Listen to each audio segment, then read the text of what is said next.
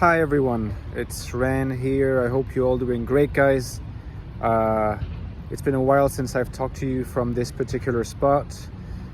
It's nice, there's trees, there's also cars in the background because this is my workplace and I work at the Faculty of Medicine with a hospital right next to it, so there's also a lot of sirens and traffic and the like. So I want to share with you a question that is always useful to ask yourself when you are wondering about someone's type. Wondering about someone's type affiliation. Ask yourself not so much what is this person showing, but rather what is this person unconsciously not showing or concealing. We saw, for instance, that NI is best understood as the expression of a fantasy of repair. We saw that SE is best expressed as a fantasy of limitless feeding, that SI is, I think, best understood as a fantasy of projective identification. NE is limitless seeing, FE is emotional mirroring, FI is emotional containment, T as mastery and control, TI as cleansing. When you meet people, that's not what they're going to show you. One of the reasons why they won't show you that is that that's not something that they're conscious of. It's not something that they want to know about themselves. Okay? One of the things that we achieve in adulthood is the repression of strivings and instincts and desires that date back to early childhood. But they're still at work within us, and there are reasons why they're there. So if you really want to understand someone's type, ask yourself, what is this? What I'm noticing in this person's behavior and their words? What is the story that's not being told, but is nevertheless there?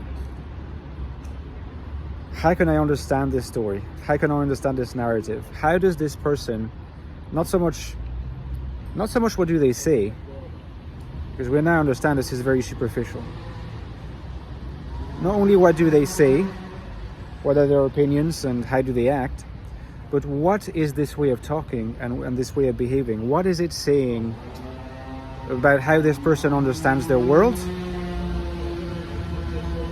and how this person makes sense of their particular place in the world? What is it that sets their desire in motion? What is it that activates their desire? If you can answer this question, you will have made a significant step towards understanding the type of the other person. Okay? Behind a lot of NI dominance drive to write books, explain the world, point out what's sick about the world, that's a very NI dominant kind of drive. There's a fantasy of repair. Okay? So hopefully I've given some terminological and conceptual and descriptive tools to do some of that work. Now, before I move on, I just want to remind you that Patreon is linked below, my Patreon page, where you can donate to me, support me on a monthly or yearly basis for a small amount every month. You know, it makes a huge difference and helps me keep going. I do need you more than ever to be able to keep going. And I could not do this without you. So I want to thank my supporters and encourage you to join us. You get massively interesting perks, like access to a whole library of content, exclusive content for patrons, long format videos, 20 to 30 minutes, NI and dystopia, transitional psychology, NI and magic, all sorts of in-depth topics, the deep dives, as well as access to our Discord server. Come hang out with us on a daily basis. The community is a fun one. I also want to mention that what I told you at the beginning of this video is going to be the basis of how I will approach my work in providing typing consultations. I know some of you are interested in that. So this is to give you a peek. Don't forget that you can actually already get in touch with me if you would like to explore your type with me. I am the only one who will provide you with a psychodynamic perspective, which I argue is much more based on your internal structure than on what you outwardly manifest. And so it's a deeper interpretation.